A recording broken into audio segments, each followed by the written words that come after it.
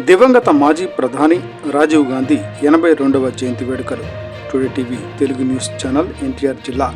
తిరువూరు మండల రిపోర్టర్ తాళ్ల పుల్లారావు. ఎన్టీఆర్ జిల్లా తిరువూరు నియోజకవర్గం తిరువూరు పట్టణంలోని కాంగ్రెస్ పార్టీ కార్యాలయం రాజీవ్ భవన్ నందు కాంగ్రెస్ పార్టీ ఆధ్వర్యంలో ఘనంగా నిర్వహించారు. ఈ సందర్భంగా స్వర్గీయ రాజీవ్ గాంధీ చిత్రపటానికి పార్టీ నాయకులు పూలమాలలు వేసి నివాళులు అర్పించారు. ఈ సందర్భంగా మండల కాంగ్రెస్ అధ్యక్షులు మల్లంపాటి శ్రీనివాసరావు మాట్లాడుతూ, స్వర్గీయ రాజీవ్ గాంధీ ప్రధానిగా దేశ అభివృద్ధికి ప్రధానంగా అభివృద్ధి చెందిన దేశాలతో పోటీ పడే స్థాయిలో టెక్నాలజీ రంగంలో దేశాన్ని ముందుకు తీసుకువెళ్లిన ఘనత రాజీవ్ గాంధీదేనని స్మరించుకున్నారు. పిన్న వయస్సులో ఎల్టీటీఈ ముష్కరుల చేతిలో అసువులు బాసిన రాజీవ్ గాంధీ భౌతికంగా మన మధ్య లేకున్నా ఆయన ఈ దేశానికి చేసిన సేవలు చిరస్మరణీయం అన్నారు. ఆ మహనీయుని ఆశయ సాధన ధ్యేయంగా ప్రతి ఒక్కరూ ముందుకు సాగాలని పార్టీ నాయకులు పిలుపునిచ్చారు. ఈ కార్యక్రమంలో రాష్ట్ర, జిల్లా, బ్లాక్, మండల, పట్టణ కాంగ్రెస్ నాయకులు, కార్యకర్తలు పాల్గొన్నారు.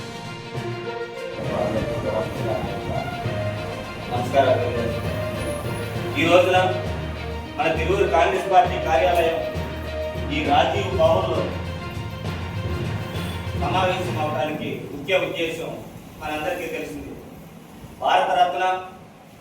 మన మాజీ ప్రధానమంత్రి స్వర్గీయ రాజీవ్ గాంధీ గారి 82వ జయంతిని జరుపుకోవడం కోసం ఈ కార్యక్రమాన్ని ఏర్పాటు చేస్తారు. రాజీవ్ గాంధీ గారు 1944 ఆగస్టు 20వ తేదీన ఆయన ముంబైలో జన్మించారు, మహారాష్ట్ర. అనంతరం ఆయన లండన్ ఇంపీరియల్ కాలేజ్, అదేవిధంగా కేంబ్రిడ్జ్ యూనివర్సిటీల్లో ఆయన ఇంజనీరింగ్ విద్యను పూర్తి చేసి భారతదేశానికి తిరిగి వచ్చి పైలట్గా సేవలు అందిస్తున్నటువంటి సమయంలో మన భారతదేశ మాజీ ప్రధానమంత్రి, ఉక్కు మహిళ స్వర్గీయ శ్రీమతి ఇందిరా గాంధీ గారిని ముష్కర్లు మట్టు పెట్టిన సమయంలో ఆయనకి ఇష్టం లేకున్నా కూడా తదనంతరం భారతదేశ ప్రధానమంత్రిగా ఆయన 1984 సంవత్సరంలో బాధ్యతలను స్వీకరించడం జరిగింది. అది ఇందిరాగాంధీ గారి మరణానంతరం ఆమె యొక్క కార్యక్రమాలన్నీ పూర్తయిన తర్వాత బాధ్యతలు స్వీకరించి ఎంపటే ప్రభుత్వాన్ని డిజాల్వ్ చేసి ఎన్నికలకు వెళ్ళి గత 6 పర్యాయాల్లో కూడా ఎన్నడూ రానంత మెజార్టీని ఆయన నాయకత్వంలో సంపాదించి భారతదేశ ప్రధానిగా ఆయన 1984 నుంచి 89 వరకు కూడా ప్రధానమంత్రిగా విశేషమైనటువంటి సేవలు అందించినటువంటి విషయం ఈనాడు ఉన్నటువంటి యువతకు తెలియదేమో, కానీ ఒక వయసు ఉన్నటువంటి ప్రతి ఒక్కళ్ళకు కూడా తెలుసు. కానీ ఈరోజు ఈ భారతదేశంలో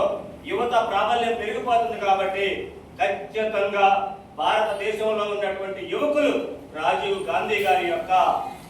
విధానం ఏంటి, ఆయన దేశానికి చేసిన బాటలు ఏంటి తెలుసుకోవాల్సినటువంటి అవసరం ఎంతైనా ఉంది. ఎందుకంటే ఈ భారతదేశంలో రాజీవ్ గాంధీ గారికి ముందు చనిపోయినటువంటి ప్రధానమంత్రి ఇందిరాగాంధీ గారు చనిపోవడానికి వారం 15 రోజుల ముందునే ఇన్ఫర్మేషన్ టెక్నాలజీని, ఐటీని తీసుకురావడానికి కేబినెట్ ఆమోదం పొంది దాన్ని అమల్లోకి తీసుకురావడానికి సిద్ధంగా ఉన్నటువంటి సమయంలోనే ఆమె గారు దురదృష్టవశాత్తు దొండగల చేతిలో, అంటే మరి ముఖ్యంగా ఆమె అంతరంగికుల చేతిలోనే చనిపోవటం, ఆ తదనంతరం రాజీవ్ గాంధీ గారి ప్రధానమంత్రిగా బాధ్యతలు స్వీకరించి ఈ భారతదేశంలో ఇన్ఫర్మేషన్ టెక్నాలజీ, టెలికమ్యూనికేషన్ వ్యవస్థను కానివ్వండి, ఐటీని కానివ్వండి, కంప్యూటర్ని కానీ తీసుకొచ్చి విప్లవాత్మకమైనటువంటి మార్పులు తీసుకొచ్చి భారతదేశంలో విదేశీ పెట్టుబడుల్ని ఆకర్షించి ఈ భారతదేశ ఆర్థిక వ్యవస్థ పటిష్టం అవడానికి కూడా పునాది వేసినటువంటి గొప్ప మేధావి, ఒక సంస్కర్త. ఎందుకంటే ఈరోజు యువకులు ఇవాళ బీటెక్లు చేసో, ఎంటెక్లు చేసో ఉద్యోగాలు సాఫ్ట్వేర్ ఉద్యోగాలు సంపాదించుకున్నారు అంటే ఆనాడు ఆ మహనీయుడు ఆ రాజీవ్ గాంధీ గారు ఇచ్చినటువంటి బాటే. కానీ అదే విధంగా ఆయన పంచాయతీరాజ్ వ్యవస్థను కూడా బలోపేతం చేయాలని పంచాయతీరాజ్లో కూడా అనేక సంస్కరణలు తీసుకొచ్చి పంచాయతీరాజ్ వ్యవస్థను బలోపేతం చేయడానికి పాటుపడినటువంటి వ్యక్తి. అదే విధంగా 21 సంవత్సరాలకే ఓటు హక్కు ఉంటే 18 సంవత్సరాల నిండా ప్రతి ఒక్క యువకులకు కూడా ఓటు హక్కు కల్పించి వారికి కావాల్సిన నాయకుడిని ఎన్నుకోవటానికి వాళ్ళకి ఆ హక్కు ప్రసాదించాలి. ఆనాటికి వాళ్ళు ఖచ్చితంగా మెచ్యూరిటీతో ఉంటారనేటటువంటి ఉద్దేశంతో 18 సంవత్సరాల నిండా ప్రతి ఒక్కరికి కూడా ఈ భారతదేశంలో ఓటు హక్కు కల్పించినటువంటి ఒక మహానుభావుడు స్వర్గీయ రాజీవ్ గాంధీ గారు. అదే విధంగా ఆయన అనేక ఎందుకంటే అసమానతలు విద్యా విధానంలో కూడా అనేక అసమానతలు ఉంటే ఆయన నేషనల్ ఎడ్యుకేషన్ ఫర్ పాలసీ అనేటటువంటి దాన్ని ఒక దాన్ని తీసుకొచ్చి ఆ విధానం ద్వారా ప్రతి ఒక్కళ్ళు చదువుకోవటానికి విద్యారంగంలో కూడా అనేకమైనటువంటి మార్పులు తీసుకొచ్చినటువంటి ఒక మేధావి ఆయన గారు. 73, 74 అదే విధంగా అనేక సంస్కరణలు తీసుకొచ్చి రాజ్యాంగ సంస్కరణ ద్వారా ఈ పంచాయతీరాజ్ వ్యవస్థని బలోపేతం చేయడంతో పాటుగా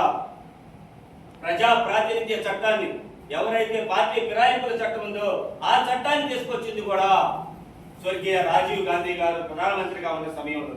కానీ అందులో కొన్ని లొసుకులు ఉండటాన్ని ఆ లొసుకులను ఆసరా చేసుకొని నేటి నాయకులు పరిపాలన చేస్తున్నటువంటి విషయం, ఆ చట్టం నుంచి తప్పించుకున్న విషయం మనందరికీ తెలిసినప్పటికీ కూడా కానీ రాజీవ్ గాంధీ గారు ఈ దేశానికి అతి చిన్న వయసులో 40 సంవత్సరాల వయసులో ప్రధానమంత్రిగా అయ్యి భారతదేశంలోనే ఆయన కీర్తించబడే విధంగా అనేక రకాలైనటువంటి విప్లవాత్మకమైనటువంటి మార్పులు తీసుకొచ్చి ప్రజల గుండెల్లో చెరగని ముద్ర వేసినటువంటి నాయకుడు స్వర్గీయ రాజీవ్ గాంధీ గారు. కానీ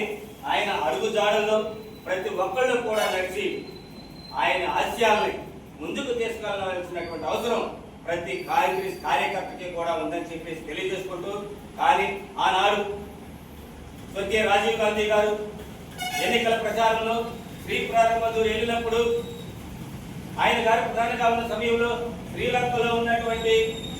శ్రీలంకలో అక్కడ రాజకీయ సంక్షోభాలు వచ్చినప్పుడు మన సేనలను పంపి అక్కడ ఎల్టీటీ వాళ్ళు ఎవరైతే ఉన్నారో వాళ్ళ మీద వాళ్ళు చేస్తున్నటువంటి అరాచకాలని శ్రీలంక ప్రభుత్వానికి తోడుగా ఉండి ఎదుర్కోవడానికి పంపిస్తే ఆనాడు అక్కడ ఉన్నటువంటి ఎల్టీటీ వాళ్ళు రాజీవ్ గాంధీ గారి మీద కక్ష కట్టి ఆయన్ని హతమార్చుకుంది. కానీ అలాంటి మేధావులు అలాంటి విద్యావంతులు ఇంకా కొంతకాలం కనుక ఈ భారతదేశాన్ని పరిపాలించి ఉంటే మన దేశం ఇంకా ఎంతో గర్వపడే విధంగా ముందుకు తీసుకెళ్లి ఉండేవారని చెప్పడంలో కూడా ఎలాంటి అతిశయోక్తి లేదు. కానీ ఏ విధమైనటువంటి చదువు సంధ్య లేని వాళ్ళు ఫేక్ డిగ్రీలు పెట్టుకొని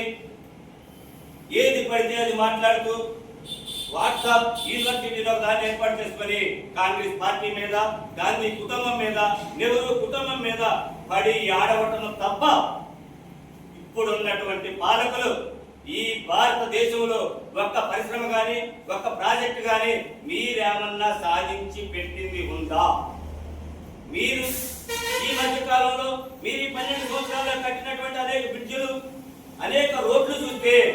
ఓపెన్ చేయగలిగి కొన్ని చేసిన తర్వాత కొన్ని వేలాది కోట్లు, వందలాది కోట్లు, లక్షలాది కోట్లు పెట్టి కట్టినటువంటి వాటికి కూడా ఎంత దరిద్రంగా కూలిపోతున్నాయో మీరు ఒక్కసారి గమనించాల్సినటువంటి అవసరం కూడా ఉంది. అందువల్ల ప్రజలు ఈ భారతదేశంలో కాంగ్రెస్ ప్రభుత్వం అది రాజీవ్ గాంధీ కానివ్వండి, ఇందిరా గాంధీ గారు కానివ్వండి, జవహర్లాల్ నెహ్రూ గారు కానివ్వండి, తదనంతరం వచ్చినటువంటి అనేక మంది ప్రధానులు కానివ్వండి, ఈ మోడీ గారి కంటే ముందున్న బీజేపీలో పనిచేసినటువంటి అటల్ బిహారీ వాజ్పేయి గారితో సహా ఈ దేశానికి సేవ చేయడానికే చూశారు తప్ప ఏ కులానికో, ఏ మతానికో, ఏ వర్గానికో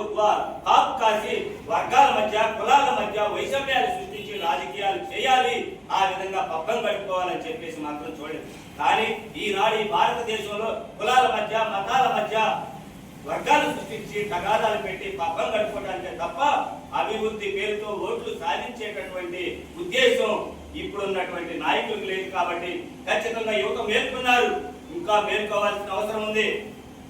అందువల్ల ప్రతి ఒక్క చదువుకున్న మేధావి కూడా ఆలోచన చేసి ఈ భారతదేశం ఈ 12.5 సంవత్సరాల్లో ఎంత అభివృద్ధి చెందింది, ఏ విధమైనటువంటి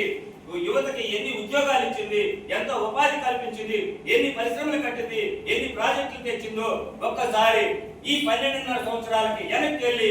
అది కాంగ్రెస్ ప్రభుత్వంలో కానివ్వండి, అటల్ బిహారీ వాజ్పేయి గారి ప్రభుత్వంలో, మీ బీజేపీ ప్రభుత్వంలో కానివ్వండి, వాళ్ళు చేసినటువంటి ప్రగతిని బేరీజు వేసుకొని ఈ రాడు ఉన్నటువంటి నాయకులు దేని కోసం పనిచేస్తున్నారు ఒక్కసారి గమనించి రేపు రాబోయేటటువంటి 2029 ఎన్నికల్లో కనుక యువత సక్రమంగా మేలుకోకపోతే, సరైన వాళ్ళకి ఓటు కనుక వేయకపోతే